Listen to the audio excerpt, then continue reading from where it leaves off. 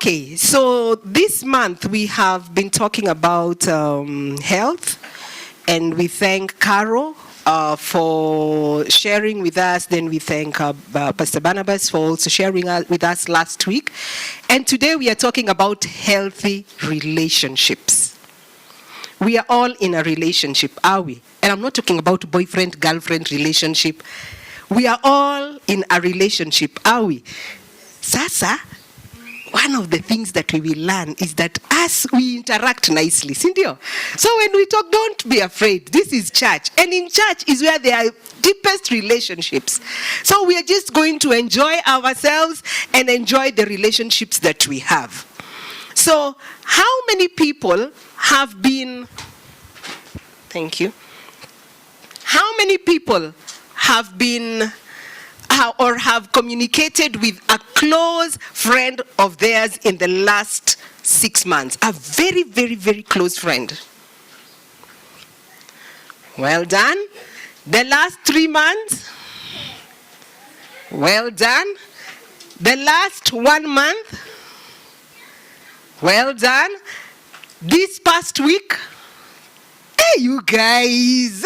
Hey, your gauge is high. You're doing well. Now, I want us to take our phones. Take your phone. Pull out your phone.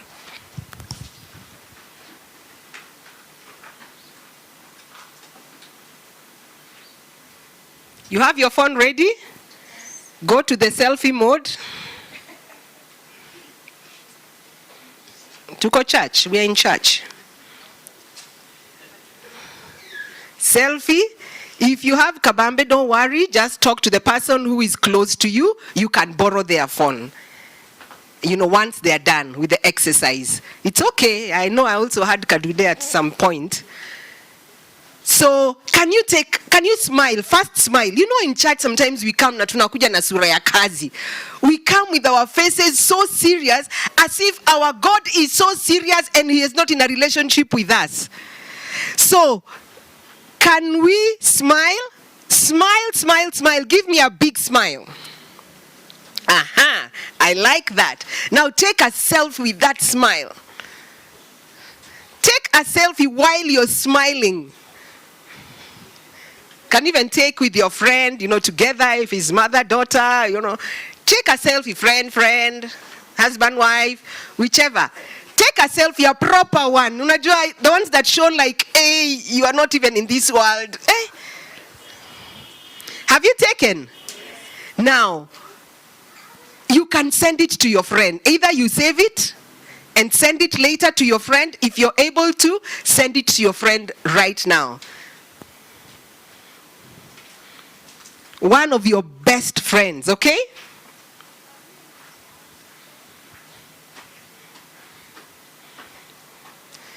Have you done that? Okay.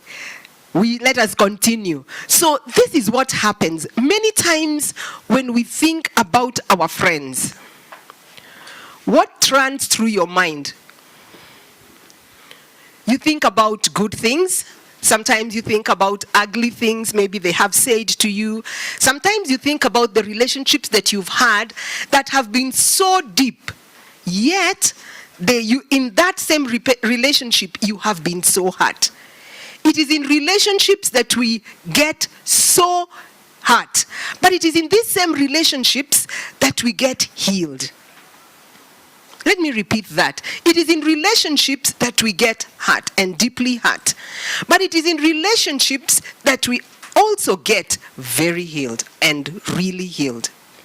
And we know that God is in a relationship with us. Why? Because from the creation, God made the heavens and the earth. Day 1, day 2, day 3, day 4, day 5, day 6. He decided to make the land animals and man. And how did he come about this? He said, let us. Let us. Who was the let us? Let me hear from you. Who was the let us? Yes? God the Father, the Son, and the Holy Spirit. That means there was a relationship. When you go to Genesis 2, Genesis 1, before Eve was created, you will see that God said, we have created all these things, but let us come together and create man. And so man was created. Then in Genesis 2, what do we see? We see God saying, it is not good for man to be alone. He was seeing Adam with the donkeys, Adam with the elephants, with the squirrels, he's chasing the rabbits. And he was saying, the way I have created this man in my own image, there is something that is missing. Someone that they can relate with. Someone that they can be in a relationship with. And so he caused Adam to go to sleep, and Eve was created. So we see that from the beginning, and of course the story goes on and on and on, and there was Adam and Eve and their children, Cain and Abel, and there you were. You also came into the picture. Aren't you glad that you're part of that creation? Are we glad that we are part of that creation? So when we are in a relationship, what is our expectation when we are in a relationship? Because a relationship is an association between two or more people. So I'm sure that we are in relationships with our parents, with our sisters, with our siblings, with our grandparents. But in any kind of relationship, what is your expectation? Because sometimes if we don't know what our expectations are, then we are greatly and deeply disappointed. So what is your expectation? When you think about a friend, when you think about that person who is my best friend, or that group of ladies, or that group of men, or just the church, what is your expectation in a relationship? Do we stop and wonder, what is my responsibility in this relationship, and what is my expectation in that relationship? And I can already tell you, sometimes when you're in relationships, you expect to get. I want this, I want them to love me, I want them to talk to me, and especially, let me give you a small secret, between husband and wives. They are forever fighting because they want it to be about themselves. You didn't do this, you didn't tell me you love me, you didn't tell me what, you didn't serve me food, you didn't what. Why? Because sometimes we make it about ourselves. But in a relationship, remember, there are two or more people. So that means that there is my responsibility and there is the responsibility of the other person. And I want us to go into the Word of God, where we go to John 15.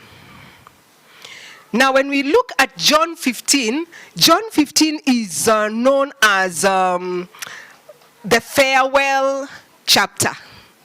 That's the time, this is the time when Jesus now is winding up his ministry. He's been here, he's been with his disciples, who are his very good friends, the 12 who are very good friends. I can only imagine the kind of life that they had.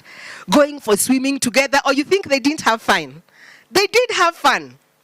Going for swimming together, going for ministry together, eating together, walking together, listening to his parables, listening to the stories that he said, listening to his disappointments, listening to the times when he was happy.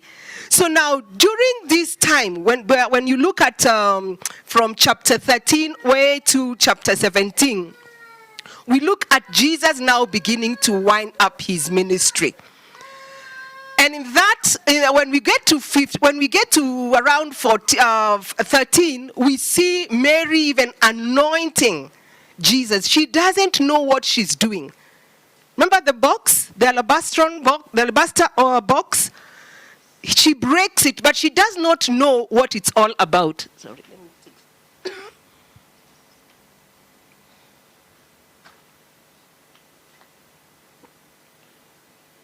Hoping it will not fall. Sorry, I've been struggling with a cold and a sore throat, so I'm trying to keep up. So Mary anoints the feet of Jesus. But she did not know what she was doing. She did not know that this is really predicting the death of Jesus, that in the end, Jesus was going to die and his body was still going to be anointed. Then we look at how Jesus now predicts his death. We look at Peter's betrayal, or he talks about the betrayal, and it goes on and on. Then in chapter 14 now, he talks to them and tells them not to be worried. That where he's going is a good place, and he's going to prepare for them. But they still do not know what is going on. In fact, they even ask, where are you going? You've been here with us. You can imagine if you have a very good friend, and they tell you that they're leaving the country, they will not be with you again. So he tells them about where he's going, that he's going to leave them, but they are still not getting it. So when we get to chapter 15, he now encourages them to be friends. In chapter 15, and if we can go there, you know me, I'm a woman who loves many things, eh? And my things are many. Let's go to chapter 15. I'm a lady who loves many things around me. Forgive me. That is just me. In fact, let me tell you, my husband keeps on wondering when we are traveling, must you have 3 bags? I say, yes, I'm a woman. He says, you only need 1 bag. We are going for 2 days. I say, no, there's just in case. Just in case. So when you see me with many things, I'm just being a woman. So please. When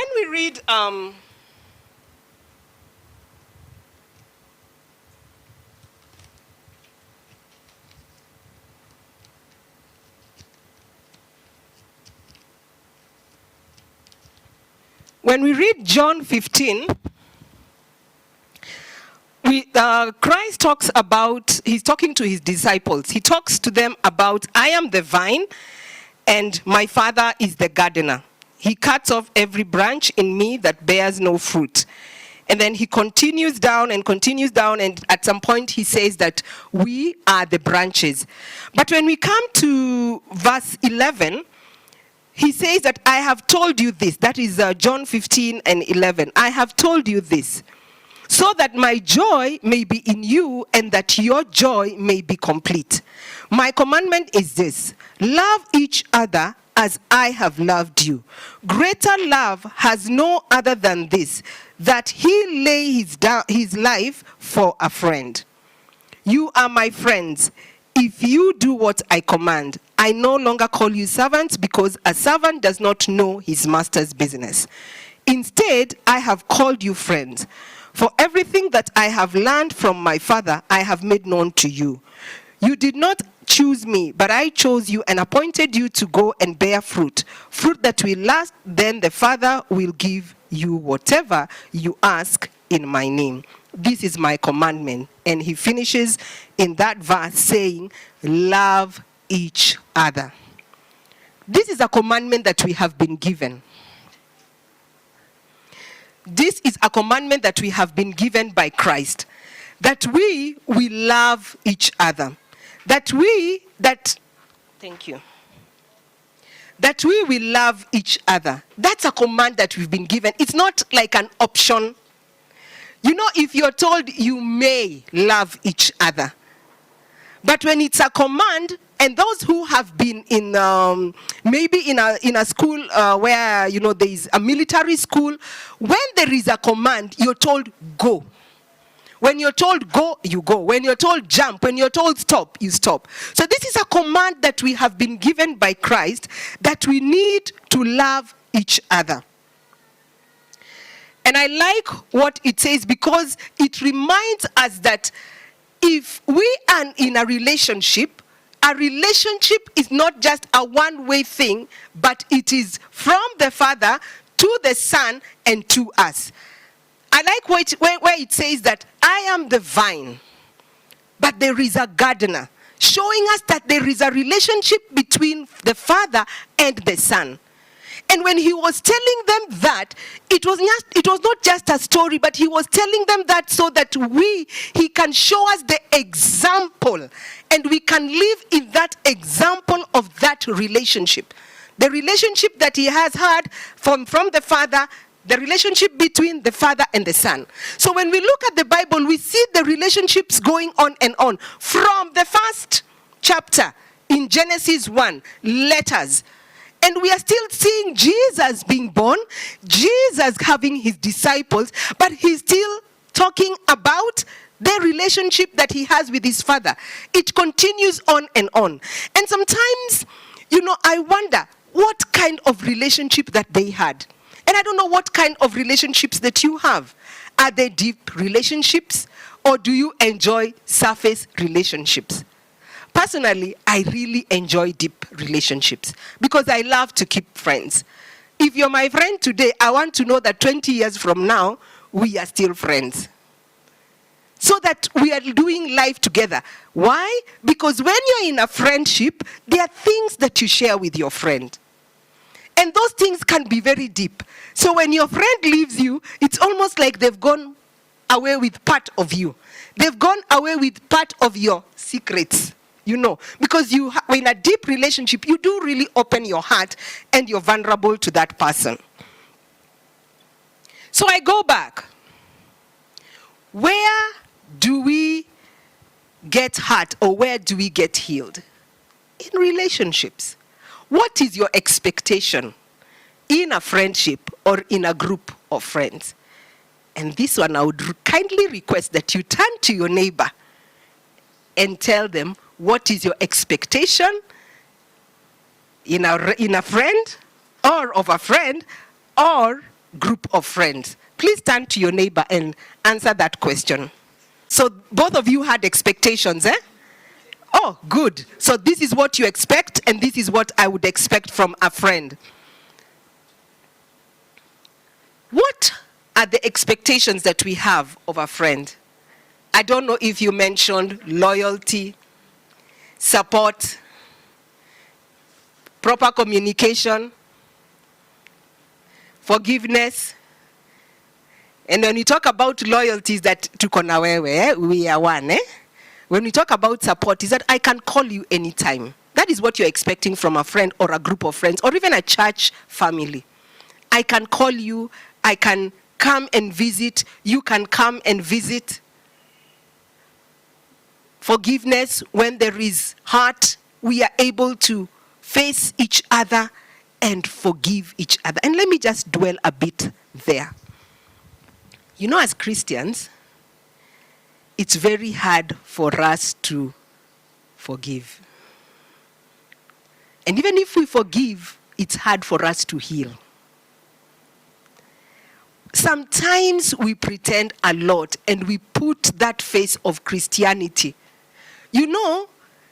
Let me say, in the world, when you're upset with someone, say, nimekasirika na wewe, hata enda, ishia, go. And you're like, oh. But if a Christian came and told you that, you're like, hey, shindwe. Pepo mbaya. Rudi Mombasa. Not you, Pastor. Why? Because we are always peacekeepers.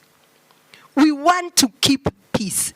We don't want to tread on waters where, hey, it will look like. So when somebody hurts you, what will you do?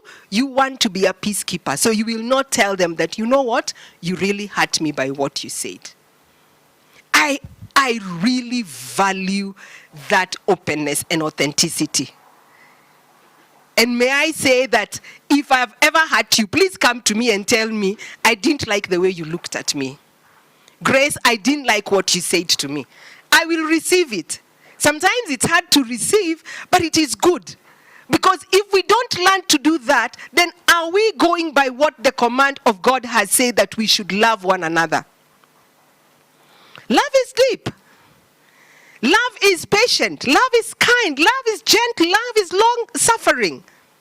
Love is not proud. It does not keep records of wrong. Love is deep.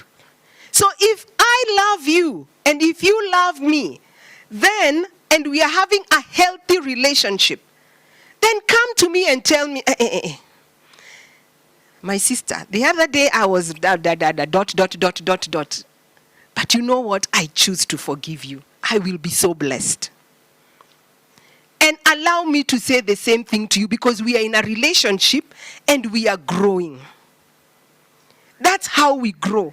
We don't just grow we grow like that. We grow day by day, and then maybe you're upset for 3-4 days, and I say, no, she'll get over it. After 4 days, you come and say, you know what you said? Yeah, it's okay. And I look at even a love relationship between a husband and wife. Sometimes you just want to keep peace. And you don't want to say, hapa ulinikwaza, or here you said something that was not good. But you just want to keep peace. We are such good peacekeepers. But does the Bible call us to be peacekeepers or peacemakers? Peacemakers. We are called to be peacemakers. So, if you are having a problem with a friend, go to them and tell them, please forgive me. Or find out, hey, you've been so quiet for 4 months. We were so close. What happened? I know sometimes we feel like, I don't want to disturb them. But I'm telling you, that is how relationships are healed. Openness. You're open. You're vulnerable. You're authentic in your relationship, because there we grow. Honesty. And I know this is a big one, because we can say again as Christians, yes. I'll come to your place. Yes, I'm praying for you. Oh, Sister Nyambura, I'm praying for you. But that is as much as I have prayed when I said I'm praying for you. After that, do I even remember to really pray for her? So the next time I'm meeting her, I'm asking, I remember, hey, I was supposed to be praying for her. But I said it, that was the last. So let's be honest. My no be no. If you want to come to my place and I tell you, not today, you're not catching feelings. You're just saying this person is very open. Thank you for letting me know that I can't come today. But I'll pretend and say yes. And then when you come, I'm like, hey, now God, why did they come? You're in the kitchen, but you're not happy. But when you come out, you're like, hey, are you having a good time? I hope you're having a good time. And inside the kitchen, you're like, couldn't she choose another day? So let us be honest and just say, no, it's not a good day to talk. Even to talk. Say, hey, you're on the phone, you're there, you can't see the other person on the phone, but they are squirming on their seats. They're just like, hey, when will they finish? In fact, they're holding their phone here because you're excited on the other side, telling them this story, but they're just like, just say, my friend, it's not a good time to talk. Can we talk another time? Because I really want to give you time to talk. We are healthy. We are growing in our relationship. Can I hear an amen? So what is it that kills our relationships? Why is it that we don't have healthy relationships? Could it be that we don't trust each other? Could it be that maybe there's been broken trust? You trusted somebody so badly, and at some point they hurt you and they left you bleeding, and you said, never again will I be close to that person again, or never again will I be close to that kind of person again. You've kind of condoned your space and you've barricaded yourself. And you're saying they are not going to come to this space. If anything, I'm the one to hurt them. Broken trust. Misunderstanding. We misunderstand something. Somebody said something, and maybe this is a third party now repeating it and saying it to you, and you're like, how dare they? Who are they? Who do they think they are? Without saying, okay, I've heard what you've said, it's okay. But let me go and confirm with this person. So there's a lot of misunderstanding going on. And you're wondering, why is so-and-so not talking to me? But it's because something was said, but they did not follow up. There was maybe a misrepresentation. You were not represented well. Or there was a communication breakdown. I like it when we are with the children and we play that broken telephone. Hey, that one was a hard one. That one was a mouthful for me. Play broken telephone. Yeah. We play broken telephone. So by the time it gets to the other person, somewhere there was a broken message or some breakdown, some broken communication. You know, I find it funny that when it comes to women, women, we really love each other just the way men love each other. Life is about relationships, isn't it? Life is about relationships. Hizo zingine ni to details, but life is really about relationships. And I enjoy it when women come together and we're at a function, it's a mixed gender, but you'll always see that a woman, when they are leaving to go maybe to the ladies, they will take another woman with them. Women, are we there? You don't go to the ladies alone. You will always take the hand of another lady, or she will volunteer. Can I take you to the loo? I'm going to the loo. Okay, let me take you. And they're not even going, and they're just standing outside there. The other day we were at a function and I wanted to visit the ladies before we go for that speaking engagement. And I told my husband, hey, Ebu, let's go I'm going to the loo. Situende. The look that he gave me was just like, But I'm sure if I told Shekinah or if I told one of you or if I told J1, Ebu, I'm going to the ladies. In fact, she'll say, let's also go. She's not going to the loo, but she's escorting you to the loo. That's how we are different in relationships. And sometimes in those relationships, we need to understand that we are different. Men are different from women. Because that is where the misunderstandings come from. You look at a man doing something and you wonder, how, why, what? Where did you come from? And you look at a woman doing something, but the other men understand what this man is doing. But similarly, you look at a woman and some of the things and behaviors that they have, and you say, oh my goodness, I thank God I'm not a woman. But that's why God made you a man and not a woman. Thank God that you're a man, and thank God that there is a woman. Now, it has been found, oh my goodness. No, it is okay. Most women, it has been found that most women have a core fear related with disconnection. Maybe that is why we go to the ladies together. This has been proven that most women have a core fear related to disconnection. They fear not being heard, not being valued. They fear, of course, insecurity. And somehow they also fear losing the love for one another. Because women are meant for relationships, sometimes we are very clingy and over-clingy. We fear losing each other. But not only do we fear losing our girlfriends, but we also fear losing that relationship if it is an intimate relationship. That's why women will fight. When it comes to maybe divorce or something, they will fight to the end, then they will let go. It's a fear, it has been proven.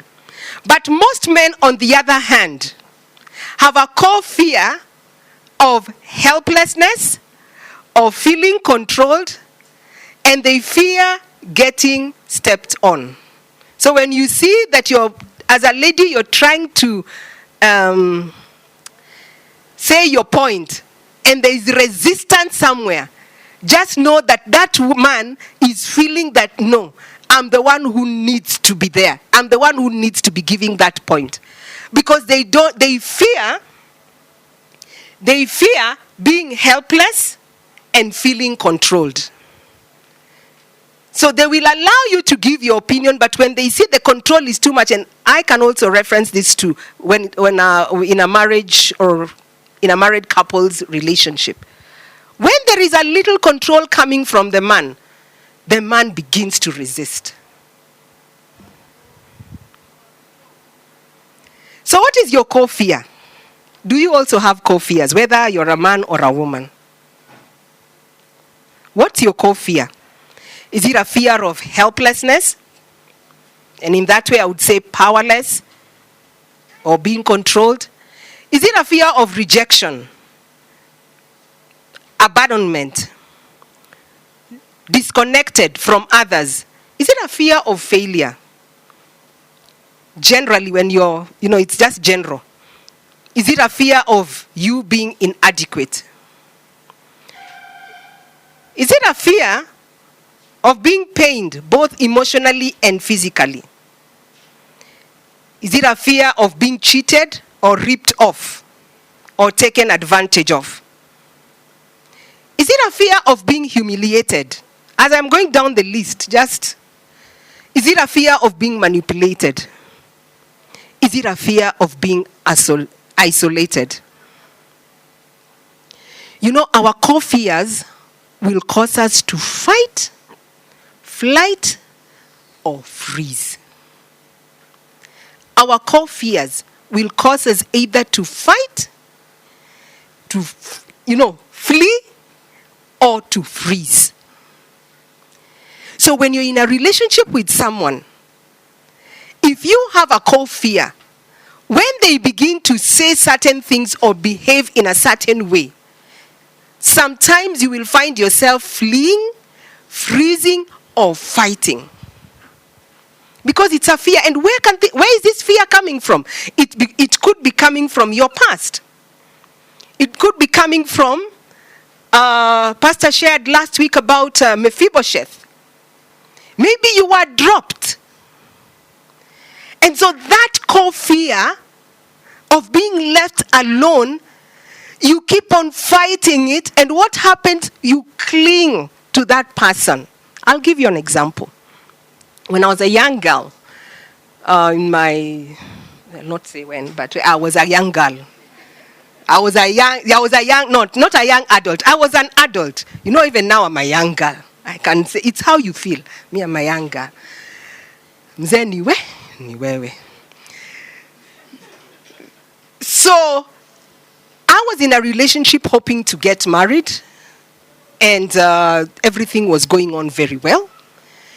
And just before, of course, the pastor had announced us in church, and I was happy there, just hoping, hey, I'm already seeing my wedding dress. I'm already seeing, those days we didn't have garden weddings, so I'm just seeing the church and the priest there marrying us. I'm already just seeing me with children and that happy home. So one time, my boyfriend, my ex-boyfriend comes home. I go and visit him because I was working in another county, those days, a district. So I come to Nairobi to see my folks, but I say, let me go and visit him. And as I'm visiting him, ako hapo anajitayarisha, then he tells me, by the way, I have something to tell you. He says, hey, what? Hey, I'm thinking, wait, this is the day. Hey, ako karing. Then when somebody says, I have something to tell you, hey, this is the day. Then he tells me, my friend, I don't love you anymore.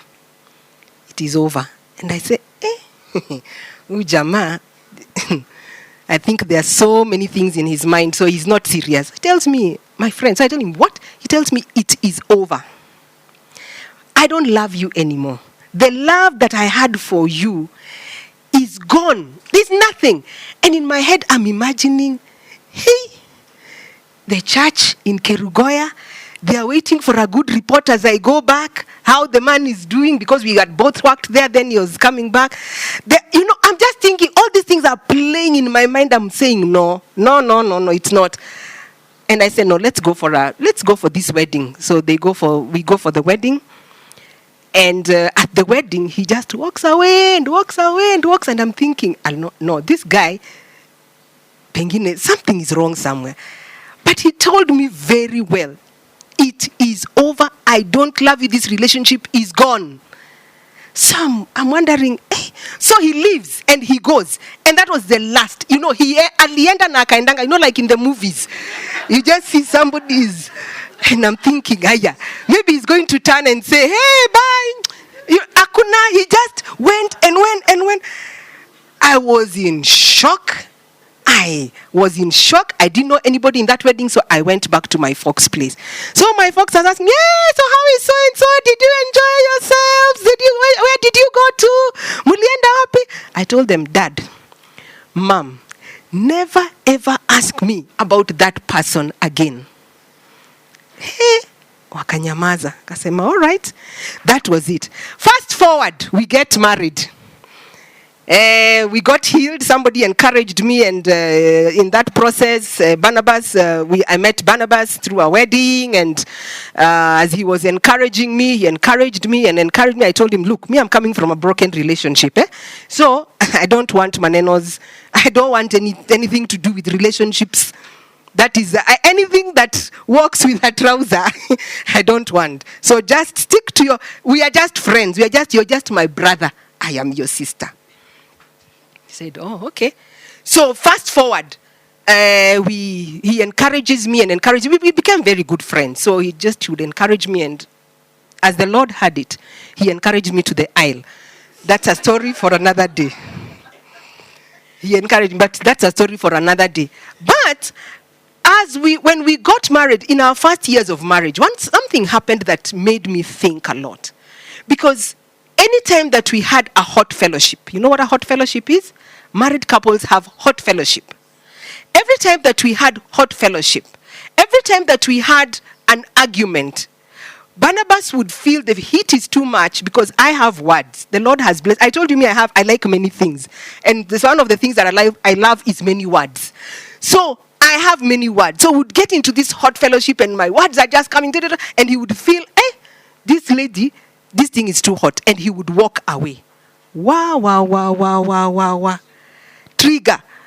Yani, he's also walking away the way my ex walked away.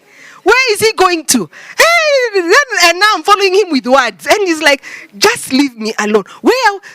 One of the things that really hurt him so much is I kept on telling him, are you going to go? Are you going to also leave me? And he said, where is that coming from? I said, no, I know men leave ladies. So are you going to leave me? So now later on I would ask him, are you going to leave me the way so-and-so left me? He told me no. But can you see how that affected our relationship? So I had to come to a place of being very secure and knowing that Barnabas is not going to leave. So the times when we would have now hot fellowships after that, of course he would squirm on his seat. He's trying to leave, but he's just there doing gymnastics. But I would just tell him, just sit. Sit, and he of course over the years now we've learned how to resolve our conflicts better, but unknowingly I was projecting something that was coming from my past, and that's how we get hurt again. So in me I was already seeing another hurt. I was already seeing the big scene, and this time I am married. I'm thinking, hey, afadhali ile, this one, where are you going to? And so I became very, very clingy. We do get hurt in relationships. But what does Ephesians 4:31 say? It says, get rid of all bitterness, rage, anger, harsh words, and slander, as well as all types of evil behavior. Instead, be kind to each other and tender-hearted, forgiving one another just as God, through Christ, has forgiven you. Forgiving each other just as God, through Christ, has forgiven you. Have you forgiven yourself for the silly things and silly mistakes that you have had or you have made? Because if you don't do that, what happens is you carry it on and project it in your relationships. Have you forgiven others? Because if you haven't, that is exactly what happens. You project it on others. This friend did something to you, so you're taking whatever, you're carrying offense and taking what that person did to you, and you keep on passing it on to the other people because you haven't forgiven them. Have you accepted forgiveness? Have you accepted forgiveness? When people come and they say, I forgive you, do you accept forgiveness? Because it's very easy for us again to blame ourselves and say, I am not worth of that forgiveness. And if you're here and you're not born again, you don't know the Lord, have you accepted that God has forgiven you? Because he wants you to accept his love. His love for you was paid. It was a ransom price that Christ paid for us. There is no greater love than this, that a man should give his life for a friend. You are a friend. Christ calls you a friend. No longer does he call you a servant, but as a friend. But he calls you a friend when you come and you accept him. Because it says in John 1:12, as many as received him, he has given them the power to become children of God. So he can give you that power to become his child, and you can continue in a friendship with him that is deep. So how do we build relationships as I finish? Galatians 5:22 talks to us, says that we need to have love, peace, joy, forgiveness. Sorry, let me say that again.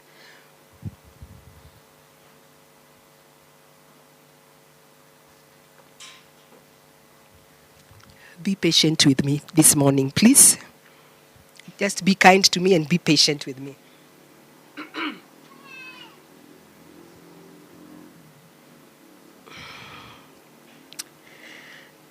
Don't squirm on your seat. Just be patient with me. It's part of the love. It's part of the relationship. I didn't plan for this. Yeah. So, Galatians 5:12 tells us that we should have love, joy, peace, patience, kindness, goodness, faithfulness, gentleness, self-control. There is no law against these things. This is what we are giving to our friends. How else can we rebuild our relationships that we have lost?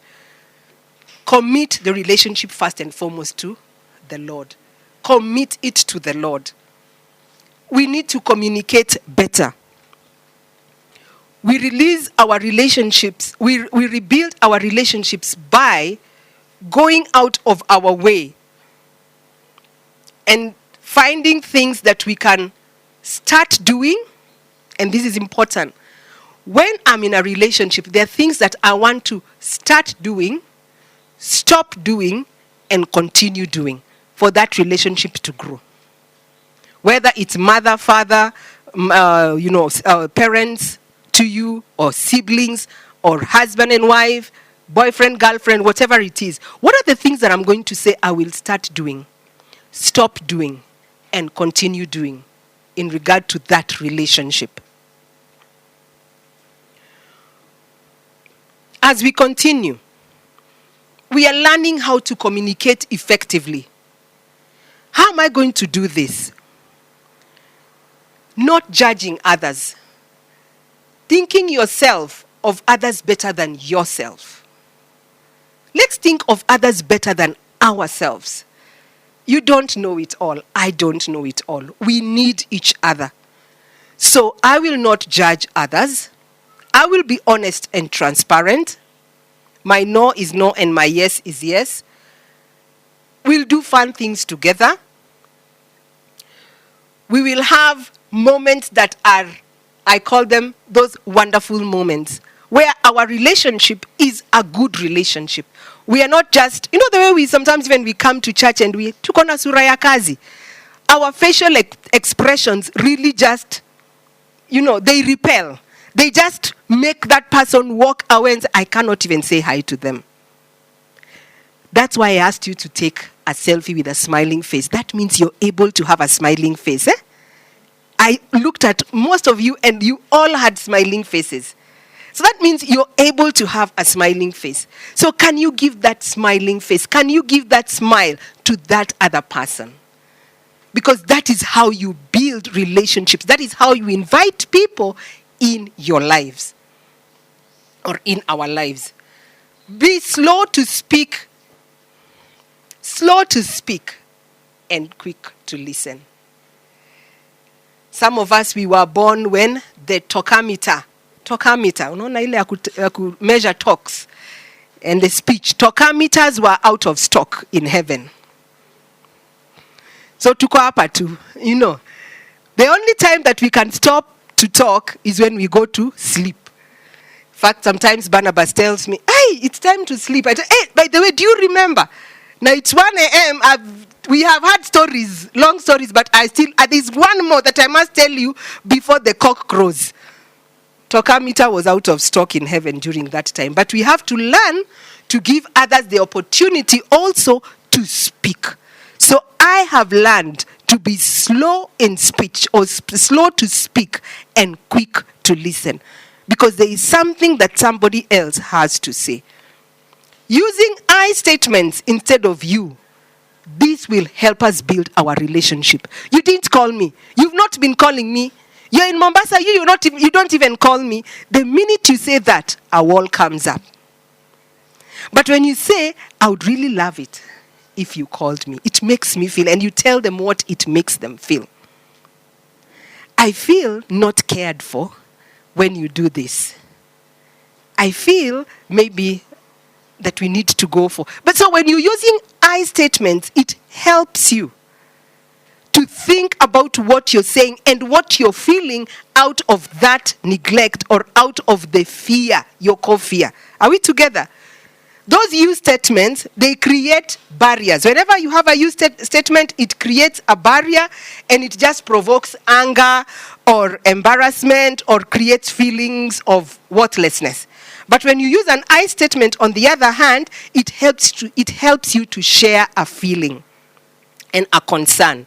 And that way, then we build trust. Are we learning something?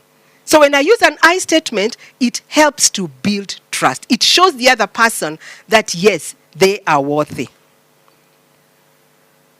Now, take responsibility. We are still trying to rebuild. Just 2 minutes and I will be over. We are taking responsibility. We have fun times together. We pray together. We study together. And on that note, very soon, we are starting a book as the ladies of this church. This is a book that we need to go through. Emotionally healthy spirituality. We want to be healthy spiritually. We want to be healthy. I want to have a healthy relationship. I want to know that when I'm talking to somebody else, when I'm talking to Emma, I'm not just saying things, but I know that whatever I'm saying is also building her. And so it's going to help us deal with our core fears. It will help us to know how to relate to one another. I am looking forward to that. Soon, and very soon, in the month of October, we shall start the book. So if you're interested, please, there are very few copies that are remaining. If you would want to be part of that group, please. There are only very few copies remaining. There are people who have already purchased. So now we want to go through it together. We want to have healthy relationships and deepen our relationships as ladies, but also as men in the church. I know the men are already doing a book. But whether it is with parents, siblings, friends, colleagues, spouse, or children, let us start from a place of Ephesians 4:23. Let the Spirit renew our thoughts and attitudes. Let the Spirit renew our thoughts and attitudes. That is from Ephesians 4:23. And I finish by saying Philippians 4:8. Whatsoever things are true, whatsoever things are honorable, whatsoever things are right, whatsoever things are pure, whatsoever things are lovely, whatsoever things are admirable, think about these things that are worthy of praise. Can you imagine if I looked at you and I say, somebody said something bad about you, but I don't want to take it at face value. I want to say, first and foremost, is it pure? Is it true? What you're saying about this person, is it honorable? Is it right? Is it admirable? So I'm thinking about that friend, because what you're telling me is about my friend. So that means you can tell my friend also about me. So I'm the one to stop and say, that thing is not admirable. So I will ask you, what are you doing about it? Or how did you go and talk to her about it? Whatsoever things are true, whatsoever things are honorable, whatsoever things are right, pure, lovely, and admirable, think about that. These things that are worthy of praise.